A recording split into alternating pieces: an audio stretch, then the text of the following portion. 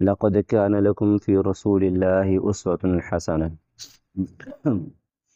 نبی کریم صلی اللہ علیہ وسلم کے سیرت کا سلسلہ چل رہا ہے۔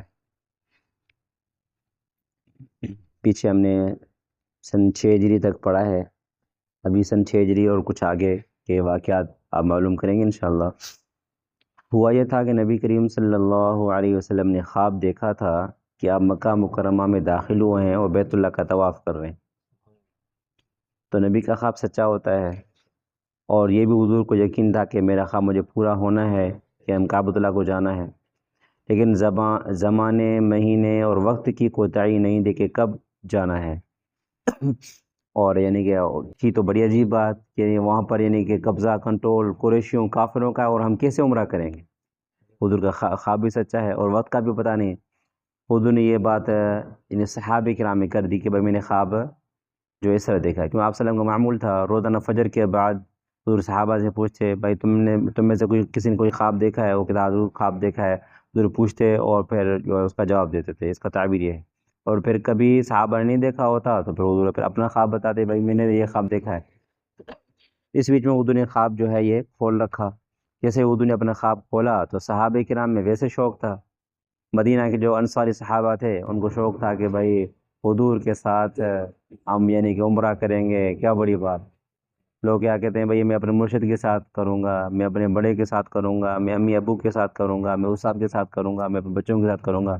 عمرے میں جب اپنے ہوتے ہیں، اپنے مرشد یا بڑے جو ہوتے ہیں، انسان میں بڑے خوش ہو کر عمرہ کرتا ہے۔ اور نبی علیہ السلام کی ذات اقدس جن کے بدولت ہمیں یہ دین ملا، اسلام ملا، وہ اگر ہمارے ساتھ ہیں عمرے میں کیا ہی مزہ ہو۔ تو انصار صحابہ کو بڑا جذبہ شوق تھا۔ ادھر مہاجری حضرات، وہ ان کا تو گاؤں تھا، علاقہ تھا، اور ان کو تو تمام منظر بار بار یاد آتے تھے۔ تو پھر ان کو تو یہ بات تھی کہ اور وہ بھی حضور کے ساتھ پھر دوبارہ اب کی بار کریں گے تو کیا مزہ ہوگا۔ تو بہرحال ان کو بڑا جذبہ ہوا۔ ان تمام باتوں کو نبی علیہ السلام نے دیکھا، اور آپ صلی اللہ علیہ وسلم نے دیکھا کہ ان کو شوق ہے تو بھی چلو نکلتے ہیں۔ تو آپ صلی اللہ علیہ وسلم بھی عمرے کی نیت سے اور صحابہ کرام کی عمرے کی نیت سے، تقریباً صحابہ کرام کی جماعت تھی 1400 کے قریب تھی، 1400 کے قریب۔ تو یہاں سے نکلنے کے بعد جب آپ صلی اللہ علیہ وسلم یعنی کہ پہنچے تھے ایک جگہ پر، وہاں پر یعنی قبیل خزاع کے ایک مخبر کو حضور نے یعنی قریش کا پتہ لگانے کے لیے بھیجا۔ اس وقت آپ یعنی مقام عثوان کے قریب پہنچے تھے، اور مخبر نے آپ کو اطلاع دی کہ حضور قبیلہ کعب بن لؤی جو ہے نا آپ کے مقابلے کے لیے جماعتیں اکٹھی کر رہا ہے، اس کے حضور سے مقابلہ کریں گے۔ اور جو ہے حضور وہاں سے نکلے تھے، عمرے کا احرام پہن کے نکلے تھے، مانا ان کو ظاہر کریں کہ بھائی دیکھو میں عمرے کی نیت سے آیا ہوں، میں لڑائی کی کوئی نیت نہیں ہے۔ آپ صلی اللہ علیہ وسلم نے یہ سنا کہ وہ آ رہے ہیں، پھر بھی حضور نے کہا کہ سفر کو جاری رکھو، حضور آگے جا رہے تھے۔ تو ایک جگہ پر حضور پہنچے ایک گھاٹی کے پاس، تو وہاں پر حضور کی جو اونٹنی قصوہ تھی تو وہاں پر بیٹھ گئی، وہ بیٹھ کے اڑ گئی۔ انہوں نے کہا بھائی منا حضور کی جو ہے قصوہ جو ہے یہ اڑ گئی ہے، یہ نہ آگے جا رہی ہے نہ پیچھے جا رہی ہے، یہ نہ جانے کیا مسئلہ ہے۔ حضور نے فرمایا اڑ گئی نہیں، یہ اس کی عادت نہیں اڑنا، پریشان کرنا، بلکہ یہ ہے کہ اس کو اس ذات نے روکا جس نے ہاتھی والوں کو روکا تھا، منا اللہ میں نے اس کو آگے نہیں جانے دیتے۔ پھر آپ علیہ السلام نے فرمایا جس کے قبضے قدرت میں میری جان ہے، اور وہ لوگ کوئی بھی ایسا منصوبہ پیش کرتے ہیں جس میں اللہ تعالیٰ کی تعظیم کا پہلو مد نظر رکھا جاتا ہے، وہ مجھ سے صلہ رحمی کا سوال کرتے ہیں تو میں ان کا سوال ضرور پورا کروں گا۔ میں کوئی صلح کی بات ہو رہی ہے، صلہ رحمی کی بات ہے، میں کروں گا۔ پھر آپ صلی اللہ علیہ وسلم نے اونٹنی کو ڈانٹا کہ آگے چلے، اور وہ اٹھ کر کھڑی ہو گئی۔ اب وہ آگے نہیں جا رہی تھی، رخ بدل کر حدیبیہ کا جو رخ ہے نا وہ طرف اس نے لیا۔ تو پھر وہاں پر جا کر ایک کنارے کے پاس پہنچی، اور وہاں پر پانی کا گڑھا تھا، اور وہاں پر آ کر رک گئے۔ تو یعنی کہ لوگوں کو بہت پیاس کی شکایت تھی کہ کچھ ہو، تو آپ صلی اللہ علیہ وسلم نے اپنے تھیلے سے تیر نکالا، فرمایا کہ اس گڑھے میں ڈال، جسے ڈالا گیا تو پانی جوش مار کے نکلا۔ یہ حضور کا معجزہ تھا وہاں پر، پھر لوگوں نے اچھی طریقے سے خوب وہاں پر پانی پیا۔ تو آپ صلی اللہ علیہ وسلم وہاں پر اب یعنی کہ اسٹاپ کہاں پر ہوا؟ حدیبیہ پر، حدیبیہ کی جگہ ہے۔ اب یہ کہاں پر واقع ہے؟ یعنی کہتے ہیں کہ اس کا کچھ حصہ حرم میں ہے، کچھ حصہ حرم سے باہر ہے، حدیبیہ کا، یہ وہاں پر تھا۔ اب جو قریش کو پتہ چلا حضور آ گئے ہیں تو وہ تو بہت گھبرائے تھے، نہ جانے کیا ہوگا، اور یہ بھی پتہ چلا کہ حضور کے اصحاب بھی آئے ہیں تو گھبرائے۔ آپ صلی اللہ علیہ وسلم نے ان کو اطمینان دلانے کے لیے چاہا کہ ہم اپنے کسی بندے کو وہاں پر بھیجیں کہ بھائی ہم لڑائی کے لیے نہیں بلکہ عمرے کے لیے سے آئے ہیں۔ تو پہلے آپ صلی اللہ علیہ وسلم نے حضرت عمر فاروق رضی اللہ عنہ کو بلایا، تو کہا منا تم تیار ہو کہ منا تمہیں وہاں پر کہ سفارت کے لیے بھیجیں، کیونکہ حضرت عمر فاروق رضی اللہ عنہ کے بارے میں ہے کہ وہ کہ اسلام سے پہلے سفیر بنا کہ قریش کی طرف سے سفیر تھا، من کو سفارت کا کہ گر تھا پہلے سے، اس وجہ سے آپ صلی اللہ علیہ وسلم نے پہلے عمر فاروق کا انتخاب کیا کہ آپ سفیر کیسے سے بھیجائیں آپ۔ انہوں نے کہا کہ حضرت جی مکے میں نا ہمارے قبیلے بنو عدی بن کعب کا ایک بندہ بھی نہیں ہے، اگر خدا نہ خواستہ کافروں کا ویسے بھی مجھ سے ساڑ جلن ہے، اگر میں وہاں پر گیا مجھے مارا پیٹا تو کون بچائے گا؟ تو ادھر میرا مشورہ یہ ہے کہ عثمان غنی رضی اللہ عنہ کو بھیجیں، ان کے بہت رشتہ دار وہاں پر رہتے ہیں اور ان کی عزت بھی ہے، اور پھر اس کے علاوہ اس کی بات وہاں پر مانی بھی جائے گی۔ حضور نے حضرت عمر فاروق کے مشورے کو قبول فرمایا، اور پھر آپ صلی اللہ علیہ وسلم نے حضرت عثمان غنی کو بلایا اور ان کو پیغام دیا، اور ان کو یہ پیغام دے کر فرمایا چاہے ان سے کہو کہ ہم جنگ کے لیے نہیں بلکہ عمرے کا ارادہ کر کے یہاں پر آئے ہیں، اور ان کو اسلام کی دعوت بھی دے دینا۔ حضور میں نے عثمان غنی کو نصیحت کر رہے ہیں، اور آپ نے ان کو یہ بھی ہدایت کی کہ مکے میں جو اہل ایمان مرد اور عورتیں ہیں ان کے بعد جا کر ان کو فتح کی خوشخبری بھی دیجیے گا، اس کو یہ بھی خوشخبری دیجیے گا کہ اللہ تعالیٰ مکے میں اپنے دین کو غالب کرنے والے ہیں، یہاں تک کہ ایمان کو پوشیدہ رکھنے کی ضرورت ابھی باقی نہیں رہے گی انشاءاللہ۔ تو یہ بشارت بھی دینا اور ان کو یہ بات بھی کہنا۔ عثمان غنی رضی اللہ تعالیٰ عنہ وہاں پر پہنچے تو وہاں پر کہ قریش کے بڑے بڑے سردار تھے، جنہیں ابو سفیان تھے اور قریش کے دوسرے بھی سردار تھے، ان کے پاس گئے اور حضور کا پیغام ان کو پہنچایا، انہوں نے وہ بات سب سنی۔ اس کے بعد کہا کہ بھئی اگر تو طواف کرو تو تمہیں طواف کرنے کی اجازت ہم دیتے ہیں، طواف کر لو ہمارے سامنے۔ تو عثمان غنی رضی اللہ تعالیٰ عنہ کا جو عشق دیکھو، حضور سے محبت دیکھو، کہ حضور کے بغیر ہم بھی طواف نہیں کرنے والے، حضور یہاں تک آئیں اور حضور طواف نہیں کرے اور عثمان طواف کرے، حضور کی اقتداء میں تو کریں گے لیکن حضور کے بغیر نہیں کریں گے، حضور کو اجازت دے دو ہم باتیں نہیں کیا۔ اور روایت میں آتا ہے کہ پھر بعد جب عثمان غنی وہاں سے واپس آئے نا تو لوگوں نے کہا کہ عثمان آپ کے تو ٹھٹ ہیں، آپ کے تو مزے ہیں، آپ جب اکیلے تھے آپ کو بلایا گیا، آپ نے سفارت کا کام بھی کیا، انہوں نے آپ کو کعبہ پیش بھی کیا ہوگا اور آپ نے وہاں پر طواف بھی کیا ہوگا۔ کہا کہ بھئی حروب اور مفت کی نا بدگمانی نہ کرو، میں عثمان حضور کے بغیر کیسے طواف کر سکتا ہوں؟ ہاں انہیں مجھے پیش بھی کیا تھا اور مجھے کہا بھی تھا کہ تم طواف کرو، میں نے طواف نہیں کیا، انکار کر لیا، حضور نہیں کریں گے ہم کیسے کریں گے؟ بہرحال تو عثمان غنی رضی اللہ عنہ وہاں پر جب پہنچے تو کافروں نے وہاں پر ایک بات کسی طریقے مجھے کافر یا شیطان یا کسی نے بھی بات پھیلائی کہ عثمان غنی رضی اللہ عنہ شہید کر لیے گئے ہیں۔ انہوں نے کہ یہ دیکھا کہ ہم نے سیدھی سیدھی بات کی ہے، صرف عمرے کی نیت سے آئے ہیں اور ان کو بطور قاصد کی بھیجا ہے، اور یہ سیدھا راستہ اختیار کیا شرافت والا، اور انہوں نے ان کو شہید کر لیا ہے، ایسے کیسے؟ اور پھر آپ صلی اللہ علیہ وسلم نے لوگوں کو کہا کہ بیعت کرو، اب انتقام لینا ہے عثمان غنی کا۔ تو سب آئے، بڑی رش ہو گئی، اور ببر کا درخت تھا وہاں پر درخت کے نیچے کہ وہ حضور نے بیعت کی، اور حضور نے ہاتھ مبارک آگے کیا، صحابہ آتے گئے اور حضور سے بیعت کرتے گئے، اور آپ صلی اللہ علیہ وسلم نے اپنا دوسرا ہاتھ بڑھا کے فرمایا کہ عثمان بھی ہمارے اس بیعت میں شامل ہے، اپنے ایک ہاتھ کو عثمان کا ہاتھ حضور نے کرا دیا، عثمان بھی ہمارے ساتھ ہے۔ اور اللہ تبارک و تعالیٰ نے اس کہ بیعت کو سراہا ہے اپنے قرآن پاک میں، سورہ فتح کے اندر 26واں سپارہ ہے، اس میں اللہ تبارک و تعالیٰ نے سورۃ فتح کے اندر یہ بات بیان فرمائی ہے، لَقَدْ رَضِيَ اللَّهُ عَنِ الْمُؤْمِنِينَ إِذْ يُبَايِعُونَكَ تَحْتَ الشَّجَرَةِ فَعَلِمَ مَا فِي قُلُوبِهِمْ فَأَنزَلَ السَّكِينَةَ عَلَيْهِمْ وَأَثَّابَهُمْ فَتْحًا قَرِيبًا۔ تو اللہ پاک نے بہت پیارے انداز میں فرمایا، البتہ تحقیق اللہ راضی ہو چکے ہیں مومنوں سے۔ کون سے مومن؟ صحابہ۔ تو آج لوگ صحابہ کو برا بلا کہتے ہیں، صحابہ ایسے صحابہ ایسے، قرآن کا سرٹیفکیٹ ہے اللہ ان سے راضی ہو چکے ہیں۔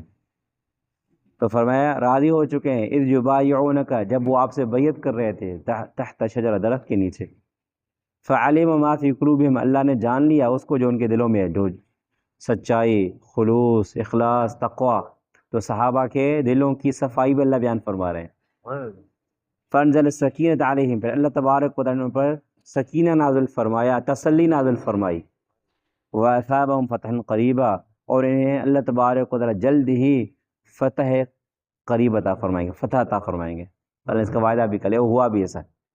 اب تو یعنی کہ حضور نے بیعت کی اور کافروں کو ادھر پتہ چلا کہ حضور صلی اللہ علیہ وسلم جو ہے شاید یعنی اب لڑائی پہ آئے، تو انہوں نے کیا کیا کہ انہوں نے اپنا ایک بندہ بھیجا، بدیل بن ورقہ، یعنی خزاعی کے کچھ آدمیوں کے ساتھ وہ وہاں پر آیا تھا، اور آپ صلی اللہ علیہ وسلم سے کچھ معاملات میں گفتگو کرنا چاہیے۔ تو آپ صلی اللہ علیہ وسلم سے پوچھا کہ آپ کا کیا مقصد ہے، آپ کیوں آئے ہیں؟ تو آپ صلی اللہ علیہ وسلم نے فرمایا ہم لوگ جنگ کے لیے نہیں آئے، ہم صرف عمرے کی نیت سے آئے ہیں۔ آپ نے مزید فرمایا یعنی قریش کو جنگ نے پہلے چور چور کر لیا ہے، اور حضور گویا کہ اس کو ایک آپشن دینا چاہ رہے ہیں، میں اگر وہ چاہیں تو میں کچھ مدت ان سے طے کر لوں اور وہ میرے اور لوگوں کے درمیان کا راستہ چھوڑ دیں، اگر وہ چاہیں تو اسی گروہ میں شامل ہو جائیں جس میں اور لوگ شامل ہوئے ہیں، ورنہ انہیں کچھ مدت آرام کا موقع مل ہی جائے گا، یعنی سلوک کر لیں گے، لڑائی نہیں ہوگی، اور یعنی آرام کا موقع مل جائے گا۔ لیکن اگر جنگ کے علاوہ کوئی صورت ان کو قبول نہیں ہے، لیکن جنگ ہی کریں گے ہم میرے ساتھ، تو اس ذات کی قسم جس کے قبضے میں میری جان ہے، میں اپنے اس دین کے معاملے کے سلسلے میں جنگ کروں گا یہاں تک کہ میرا سر تن سے جدا ہو جائے یا اللہ اپنے دین کو غالب فرمائے۔ ربطہ انداز میں حضور نے بات کی۔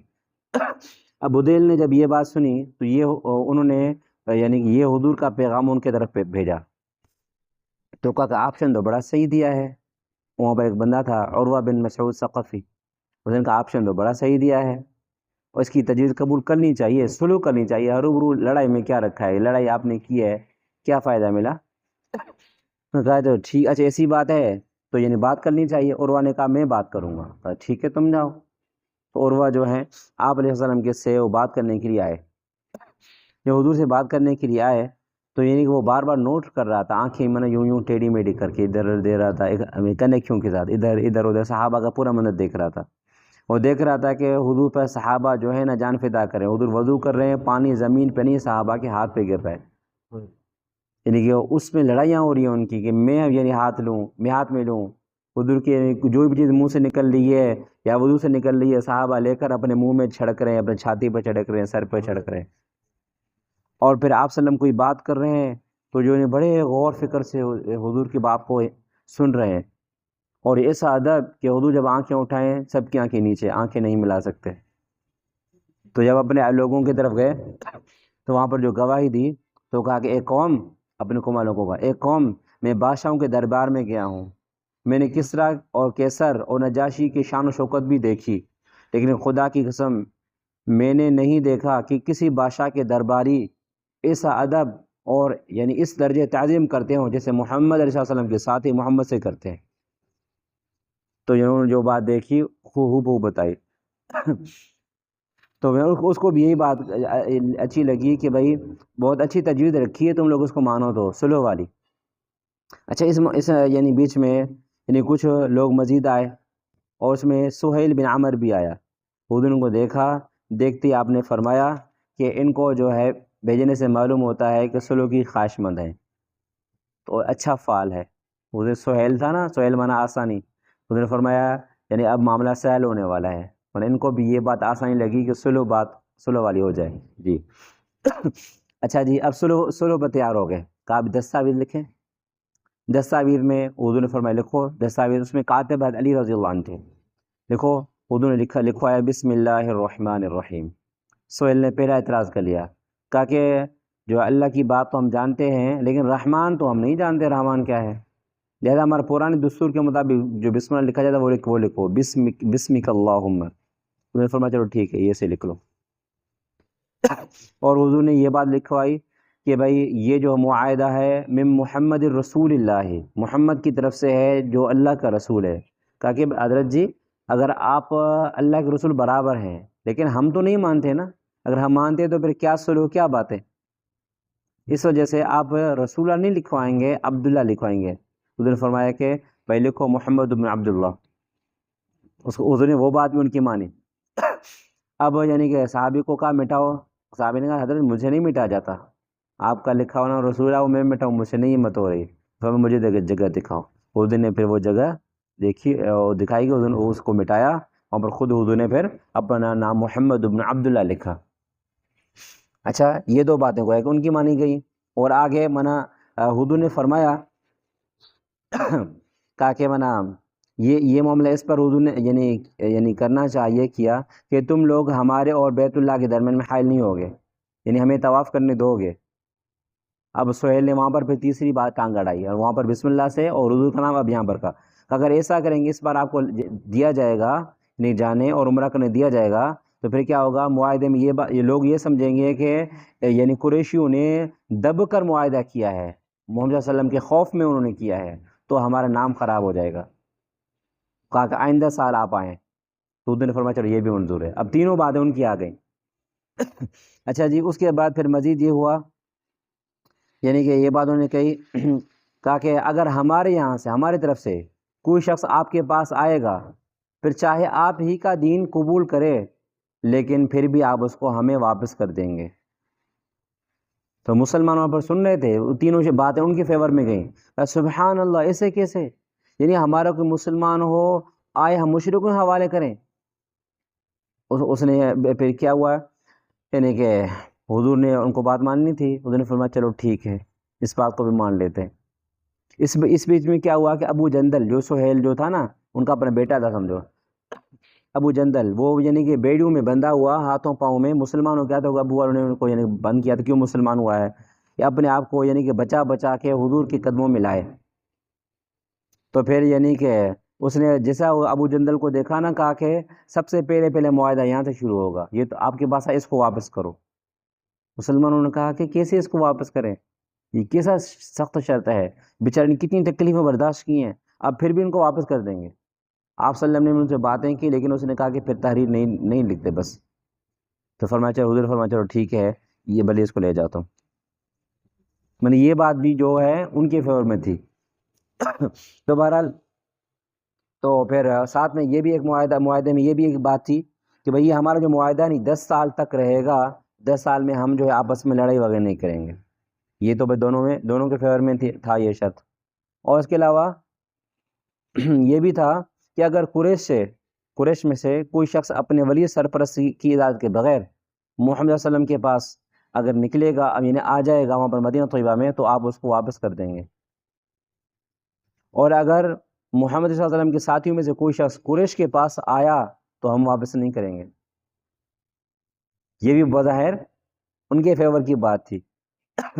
اور ساتھ میں یہ بھی کہا کہ جو شخص محمد علیہ وسلم کے معاہدے اور حفاظت میں داخل ہونا چاہے تو وہ یعنی اس میں شامل ہو سکتا ہے، جو ہمارے ساتھ معاہدے میں شامل ہو چاہے ہمارے ساتھ شامل ہو سکتا ہے۔ تو یہ بات اس میں دونوں کا فائدہ تھا۔ بہرحال اکثر آپ نے دیکھا کہ انہی کے فیور میں تھے۔ اب یعنی کہ بظاہر تو یعنی کہ وہ نہیں کہ بڑے یعنی اچھل کود رہے تھے، بھئی ہمارے فیور میں بات آ گئی۔ جب مسلمانوں نے یہ صلح کی، یہ تمام باتیں سنی، اور پھر آپ صلی اللہ علیہ وسلم نے فرمایا چلو ٹھیک ہے، صلح ہو گئی، دستاویز لکھا جا چکا ہے، چلو چلتے ہیں، کیونکہ اس سال تو نہیں عمرہ ہوگا، آئندہ سال عمرہ ہوگا۔ تو صحابہ کرام کو یہ بات بڑی یعنی کہ مشکل لگی، ہوں گے وہ اس ارادے سے آئے تھے کہ ہمیں عمرے کے بغیر واپس ہونا ہی نہیں ہے۔ اب صلح سب ایسے ہو گئی تو سب ان کے فیور میں گئے، حضور نے بھی سب کو قبول بھی کیا۔ دیکھو حضور کی تواضع بھی دیکھو نا اس میں، حضور نے سب قبول کیا، تو صحابہ کرام کو بڑی پریشانی لائق ہوئی۔ اب یعنی کسی کا جی نہیں چاہتا واپسی پہ۔ اور عمر فاروق رضی اللہ عنہ غصے میں اور دکھ میں ابو بکر صدیق کے پاس آئے، کہنے لگے کہ کیا اللہ کے رسول صلی اللہ علیہ وسلم نے یعنی ہم سے یہ نہیں فرمایا تھا کہ ہم لوگ بیت اللہ جائیں گے، طواف کریں گے؟ انہوں نے کہا فرمایا تھا۔ کہ پھر یہ کیسے واپس جائیں گے ہم؟ اللہ کے رسول سچے ہیں، دین سچا ہے، ہم کیسے واپس جا سکتے ہیں؟ تو بہرحال آپ صلی اللہ علیہ وسلم نے دیکھا کہ یعنی ایسے تو واپس نہیں ہونے والے، یعنی اب کوئی دوسرا راستہ اختیار کیا جائے۔ آپ صلی اللہ علیہ وسلم اپنی زوجہ ام سلمہ حضور کے ساتھ یہ سفر میں، تو میں کیا کیا جائے؟ تو انہوں نے مشورہ یہ دیا حضرت آپ ایسے کریں کہ آپ خود جو ہے نا اپنا سر منڈا لیں، تو عمرہ یہ نہیں کرتا نا، اس کو محصور کہا جاتا ہے، وہ بندش والا۔ وہ بندش والے کا طریقہ یہ ہے کہ فی الحال وہ بندہ کیا کرے، سر منڈائے اور یعنی قربانی ذبح کے پہ آئندہ سال کرے۔ کہ حضور آپ ایسے کریں، صحابہ دیکھیں گے اب تو حضور نے کیا ہے تو ہم خود دوسرا کوئی چارہ نہیں ہے، وہ بھی اس طرح کریں گے۔ تو پھر حضور نے کیا کیا کہ اپنا حلق کروایا، اپنا سر منڈایا، حضور نے اپنا جانور ذبح کیا. اب صحابہ کرام دیکھا دوسرا کوئی چارہ نہیں ہے، سب نے حضور کو دیکھتے ہی اپنا حلق کر لیا. تو باہر اس طرح کر کے اب یعنی حلق ہو گیا، سب کچھ ہو گیا. اب حضور نے فرمایا چلو واپسی چلتے ہیں. اب بڑے پریشانی ہیں، دکھ کے عالم میں سب مرجھائے یہ کیسی صلح ہے، کیسا یعنی کہ گویا کہ دلی جو وسوسہ ہے، منہ میں تو نہیں کہہ رہے تھے حضور کے ساتھ آمن صدق نہ کرنا تھا. ہاں بظاہر گویا کہ دل میں بڑے غمگین تھے. غم کے اندر انسان کے دماغ میں باتیں آتی ہیں، یہ یعنی کیا ہوا، کیسے عمرہ نہیں کر سکے. تو حضور راستے میں حضور تھے کہ آج نازل ہوئی انا فتحنا لک فتحا مبینا لیغفر لک اللہ ما تقدم من ذنبک وما تأخر ویتم نعمته علیک ویہدیک صراطا مستقیما وینصرک اللہ نصرا عزیزا. اللہ نے فرمایا کہ بے شک ہم نے آپ کے لیے ایک کھلم کھلا فتح رکھی ہوئی ہے، اور تاکہ اللہ تبارک و تعالیٰ آپ کے اگلے پچھلے گناہ معاف فرما دے، اور اللہ تبارک و تعالیٰ اپنی نعمتوں کو آپ پر تمام کر دے، آپ کو سیدھا راستہ دے دے، اور آپ کی زبردست مدد کرے. تو جس سے یہ اشارہ تھا کہ یہ صلح آئندہ مستقبل میں ہونے والے ایک بڑے فتح کی گویا کی چابی ہے. سمجھ میں ہمیں یہ آ رہا تھا کہ ہماری شکست ہے، حقیقت میں اس شکست میں ہماری فتح ہے. تو میں فاروق کو بتایا وہ کہتا حضور واقعی اس یعنی کہ بظاہر اس طرح کے صلح میں بھی ہماری فتح ہے. حضور میں ہاں اللہ تو فرما رہے ہیں. تو پھر صحابہ کی جو مرجائے دل تھے نا بلند ہو گئے، اور واقعی یہ منع آئندہ جو یعنی فتح مکہ تھا نا اس کے لیے بڑا فتح ثابت ہوا. اب کس طرح فتح ثابت ہوا اس کے کچھ نمونے سن لیجئے گا. سب سے پہلے یہ تھا کہ یعنی آپ مدینہ تشریف فرما ہوئے تو قریشوں کا ایک آدمی تھا، ابو بصیر نام تھا، وہ مسلمان تھا. اب مسلمان ہو کر حضور کی خدمت پیش ہوئے، اور انہوں نے بھی کیا قریشوں نے اپنے 2 بندے بھیجے، بھائی ابو بصیر کو لے کر آؤ، معاہدہ ہے ہمارا بندہ آپ کے پاس آئے گا، واپس کرو گے اس کو واپس کرو. حضور نے چلو ٹھیک ہے، معاہدہ ہے، ہمیں پابندی کرنی ہے. تو ابو بصیر کو انہی 2 بندوں کے ساتھ حضور نے روانہ کیا. ابو بصیر نے کیا کیا، بڑی ہوشیاری کی، دونوں بندوں سے بھاگنے میں کامیاب ہو گیا. ان کو نہ جانے ان کا کام تمام کیا، کچھ بھی کیا، لیکن خود جو ہے ان سے بھاگا. بھاگ کر کیا کیا، سمندر کے جو ساحل تھا نا، سارے سمندر میں جا کر اس نے ایک جگہ پڑاؤ ڈالا، یعنی چھپ کر وہاں یعنی گزرنے لگا. اور وہاں سے یہ وہ راستہ تھا جہاں پر مکے کے کافروں کے قافلے آتے جاتے تھے، کاروباری. اچھا دیکھتے دیکھتے پھر ابو جندل جو تھا، جس کو یعنی کہ صلح حدیبیہ کے ٹائم پر بیچارے جکڑا ہوا تھا، اس بندے اس کو بھی کسی طرح پتہ چلا. اس نے بھی کیا کیا کہ اپنے آپ کو چھڑا کر اب جا کر یعنی کہ ابو بصیر کے ساتھ وہاں پر جمع ہو گئے. اب 2 ساتھی ہو گئے. پھر کیا ہوتا، جو بندہ ان کو پتہ مدینہ میں 2 راستہ ہی نہیں کیوں صلح ہے، تو اب کیا کرنا ہے کہ تیسرا راستہ ہمارا مدینہ مکہ کے بیچ میں سارے سمندر میں ابو بصیر ابو جندل کے ساتھ ہے. یوں بیٹھتے کرتے کرتے وہاں پر چھوٹی سی جماعت ہو گئی. اب بھائی اب جو ہے وہاں پر راستہ کافروں کے سامان کے آنے جانے کا تھا. اب بھوک پیاس میں بندہ کیا کرے، تو کافروں کا ویسے بھی مسلمانوں کے حساب سے مال حلال ہوتا ہے. تو کیا کیا کہ کافروں کا جو بھی قافلہ آتا ان کو لوٹ لیتے اور کافر کو مار لیتے.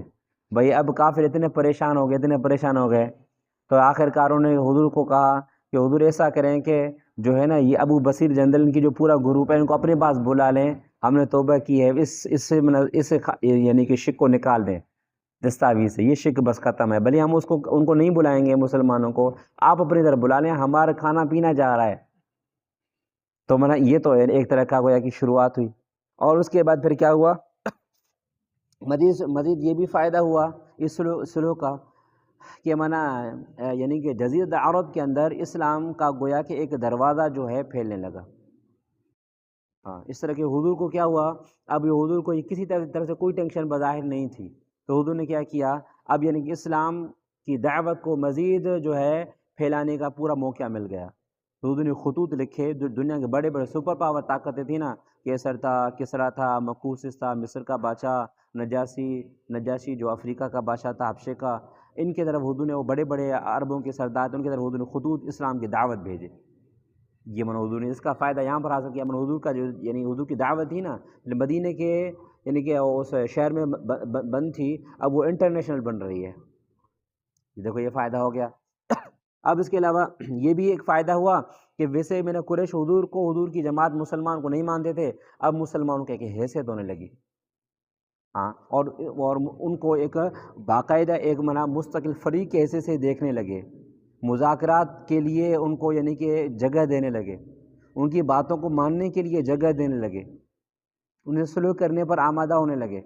یہ مسلمانوں کا ایک طرح کا وقار، ایک عزت مل گئی اس کے ذریعے سے، جس میں جو ہے اسلام مزید پھیلتا ہوا جا رہا تھا۔ اچھا، اس کا ایک فائدہ یہ بھی ہوا کہ پہلے جو ہے کافر نہ ہرو اپنے بندوں کو مسلمانوں کے بعد ملنے نہیں دیتے تھے، بھائی اس کے ساتھ ملو گے تو پھر وہ تمہیں نہ جانے کیا کیا چیزیں سکھائیں گے یہ وہ۔ اب جب صلح ہو گئی، لڑائی بند۔ اب کیا ہوا کہ مسلمان کے لوگ ان کے پاس جا سکتے ہیں، اگر خوشی ٹور گھومنے وغیرہ رشتہ داروں کی طرف، اور مکے والے لوگ یہاں پر آ سکتے ہیں۔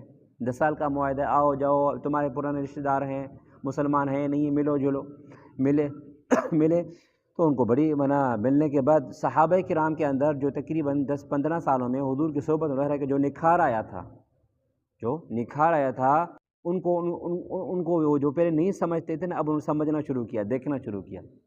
تو یہ دیکھا یہ ہمارے ساتھ رہنے والے، ہمارے گھروں میں پلنے والے، میری یہ میرا بھائی، یہ میرا چچا، یہ میرا فلاں، یہ میرا فلاں، کسی زمانے میں اس میں کس طرح کی عادتیں تھیں، اس طرح کی عادتیں جو جہالت میں جو عادتیں تھیں، اب دیکھو کتنا نکھار آ گیا، کتنے اچھے اخلاق آ گئے ہیں۔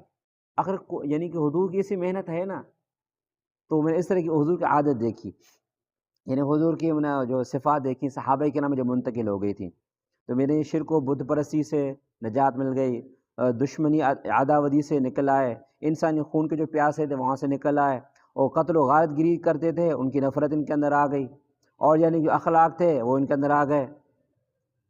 تو اس طرح کئی چیزیں جو ہیں ان کے اندر صفات آ گئیں، تو جس سے یہ قریب ایک دوسرے سے ملے نا، اس کو اس طرح جو ہے بہت سے جو کافر تھے، دیکھتے ہی دیکھتے مسلمانوں کو وہ مسلمان ہو گئے۔ برمنا مسلمان کا یعنی کہ میل جول ہی ایک دعوت بن گئی۔ ایک فائدہ یہ بھی ہو گیا، ان کے مسلمانوں کی صفات آگے بڑھے، اور ایک فائدہ یہ بھی ہو گیا، پہلے مسلمان جو ہے کھل کر دعوت نہیں دے سکتے تھے، اب الحمدللہ کھل کر اب دعوت کا، اب لڑائی وغیرہ کچھ ہے ہی نہیں، اب صرف دعوت ہی ہے، تو مسلمانوں نے دعوت بھی دینا شروع کیا، اتنے فائدے ہو گئے۔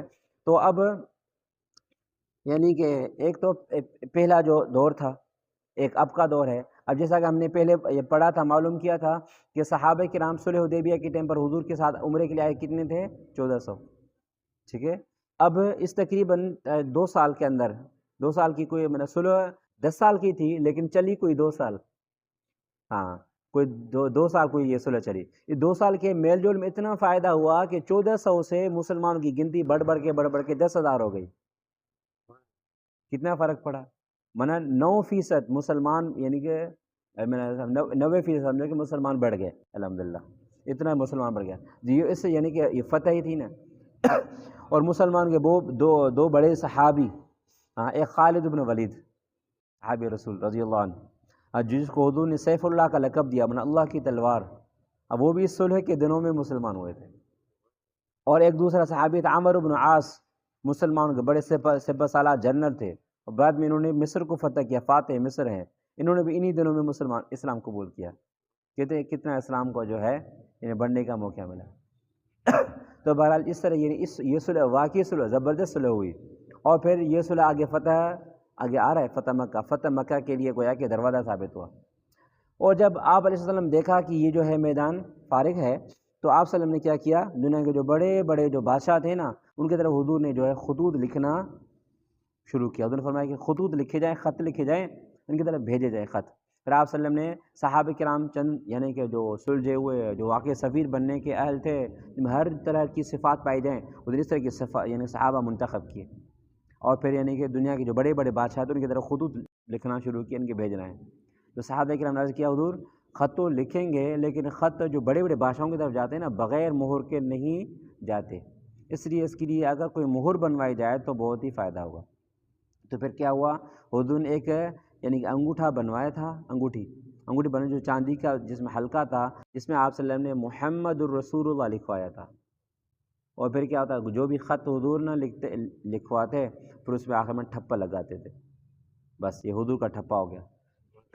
اور الحمدللہ اس طرح کے یعنی کہ حضور کے خطوط ہیں نا، یعنی آج بھی دنیا کے کونوں کونوں میں اس کی یعنی کہ نمونے ملتے ہیں، یعنی کہ وہ بذات خود ملے نہ ملے، البتہ اس کے نمونے ملتے ہیں جی۔ جیسا کہ آتا ہے کہ یعنی کہ کیسے روم جو ہیں انہیں آپ صلی اللہ علیہ وسلم کا خط محفوظ بھی کیا تھا، اور اپنے یعنی کہ اچھے سنہرے رنگ کے صندوق میں ڈالا تھا، اور انہوں نے کہا کہ ہمارے ابو نے کہا ہے کہ یہ سنبھال کے رکھو، جب تک یہ خط رہے گا ہماری حکومت رہے گی۔ اور ان کو پتہ تھا کہ سچا نبی ہے، لیکن ماننے بھی نہیں آتے تھے بس۔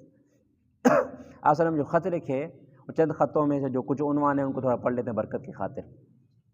ایک حضور نے جو خط لکھا تھا بڑے بڑے بادشاہوں میں سے ایک ہرقل بادشاہ تھا، جو کہ کیسر روم کا تھا۔ اس زمانے میں کیسر روم دنیا کا ایک سپر پاور بادشاہ تھا یورپ میں، یورپی ممالک میں۔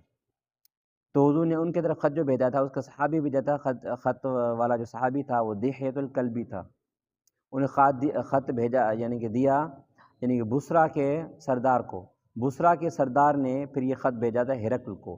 ہرقل کے جو خط بھیجا اس کا متن یہ ہے، کہ عبارت عربی ترجمے کے ساتھ یہ ہے: بسم اللہ الرحمن الرحیم، من محمد عبد اللہ ورسولہ الی ہرقل عظیم الروم، سلام علی من اتبع الہدی، اما بعد فانی ادعوک بدعایۃ الاسلام، اسلم تسلم یؤتیک اللہ اجرک مرتین، فإن تولیت یؤتک اللہ اجرک، فإن تولیت فإن علیک اثم الیریسیین، یا اہل الکتاب تعالوا إلى كلمة سواء بيننا وبينكم ألا نعبد إلا الله ولا نشرك به شيئا ولا يتخذ بعضنا بعضا أربابا من دون الله فإن تولوا فقولوا اشهدوا بأننا مسلمون۔ حضور نے لکھا بسم اللہ الرحمن الرحیم، محمد کی طرف سے جو اللہ کے بندے اور اس کے رسول ہیں۔ اللہ کے بندے حضور نے خاص لیے لکھوایا، یہ عیسائی تھے۔ عیسائی جو ہے نا، عیسیٰ علیہ السلام کو اللہ کا بیٹا سمجھتے تھے۔ حضور نے گویا کہ ان کو پہلے دعوت میں یہ بات ثابت کی، نبی اللہ کا بیٹا نہیں ہو سکتا، نبی اللہ کا بندہ ہی ہوتا ہے۔ وہ ساتھ سے درس بھی دے دیا۔ محمد جو اللہ کے بندے ہیں، اللہ کے رسول ہیں، ان کی طرف سے خط ہے ہرقل کی طرف، جو روم کا رئیس اعظم، وزیر اعظم، بادشاہ ہے۔ اور دیکھو حضور اس کا مقام بھی دے رہے ہیں۔ حضور نے فرمایا نا انزل الناس منازلہم، لوگوں کو اپنا مرتبہ دو۔ تو جس مرتبے کا ہو، یہ نہیں کہ بس تمہیں ایک بڑا مرتبہ ہے تو بس تمہیں ہو، نہیں، ان کو مرتبہ ہر کسی کو اس کا دے دیا کرو۔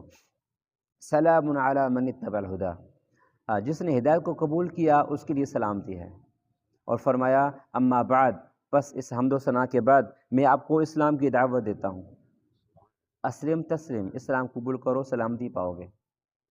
اور یؤتیک اللہ اجرک مرتین، اللہ آپ کو دگنا ثواب دے گا۔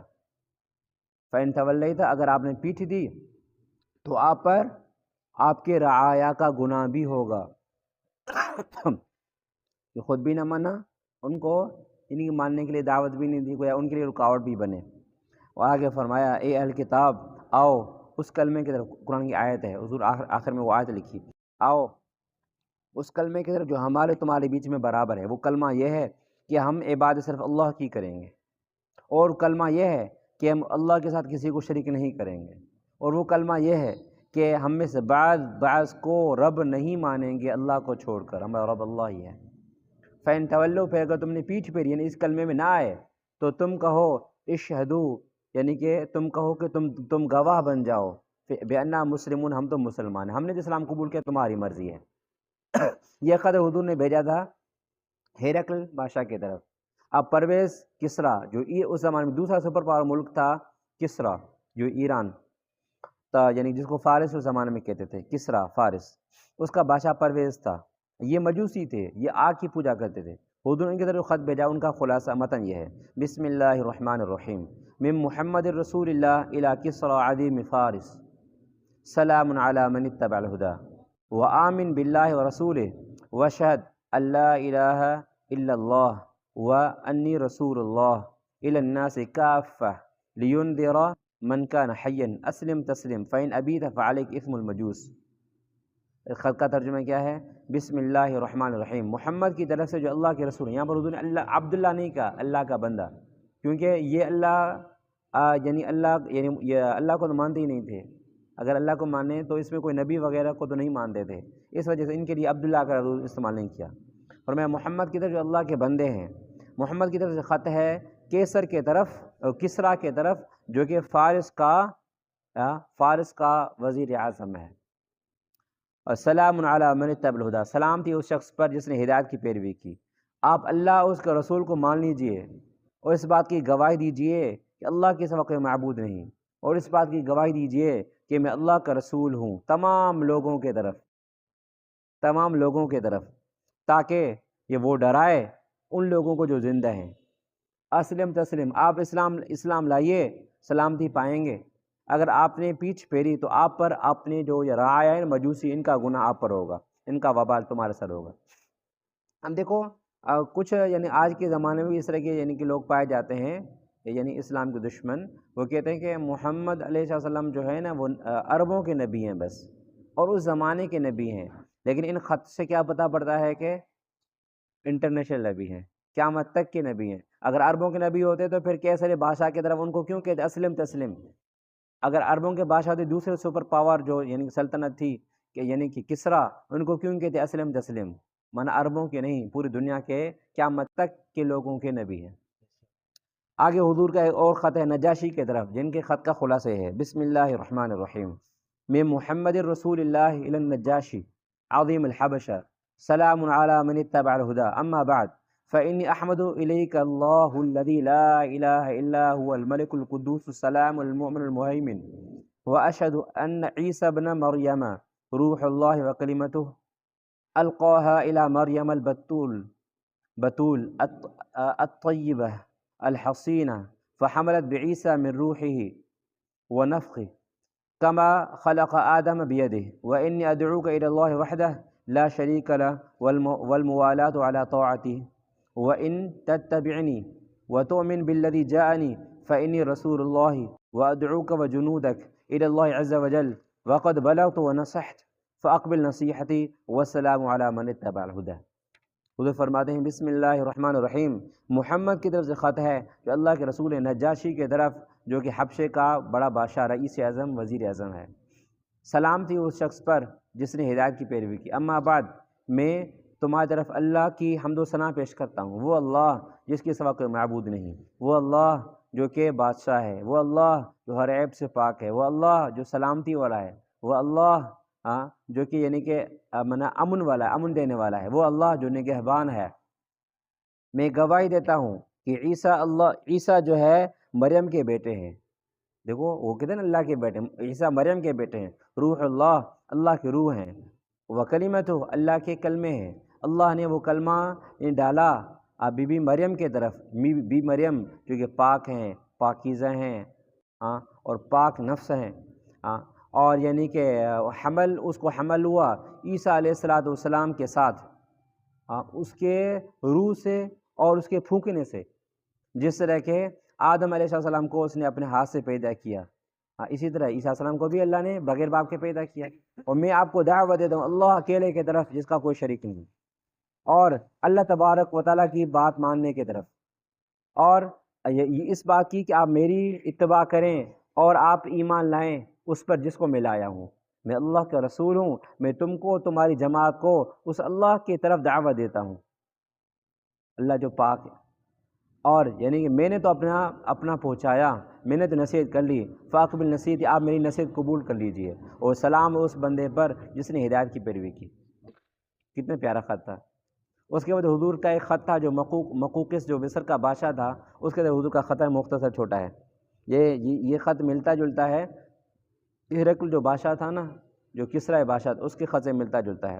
بسم اللہ الرحمن الرحیم، من محمد عبد اللہ ورسولہ للمقوقس عظیم القبط سلام علی من اتبع الہدى اما بعد فإنی ادعوک بدعاء الاسلام اسلم تسلم واسلم یؤتک اللہ اجرک مرتین فإن تولیت فإن علیک اثم اہل القبط یا اہل الكتاب تعالوا الى کلمۃ سواء بیننا وبینکم لا نعبد الا اللہ ولا نشرک به شیئا ولا يتخذ بعضنا بعضا اربابا من دون اللہ فإن تولوا فقولوا اشهدوا بأننا مسلمون۔